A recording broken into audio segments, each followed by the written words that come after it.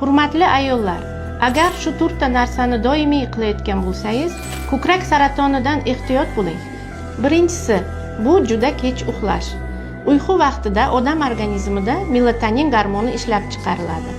Melatonin gormoni yetarlicha ishlab chiqarilmasa, bu kortizol gormoni oshishiga yo'l qo'yadi va shu bilan birga saraton hujayralariga ko'payishiga sabab bo'ladi.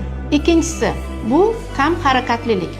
Agar har kuni kamida 30 daqiqa davomida harakat qilmasangiz, bu organizmda moddalar almashinuvi sekinlashishiga, ortiqcha vazn paydo bo'lishiga va gormonal buzilishlarga olib keladi. Bu esa saraton hujayralari ko'payishiga juda katta imkoniyat hisoblanadi.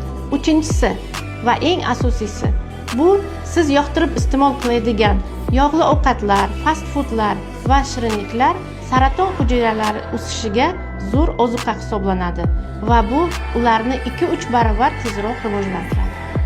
To'rtinchisi, bu zaruriy tekshiruvlardan vaqtida o'tmaslik. Aziz ayollar va qizlar, sog'lig'ingizga bee'tibor bo'lmang. Bu videoni esa eng yaqin dugonalaringizga jo'natib qo'ying.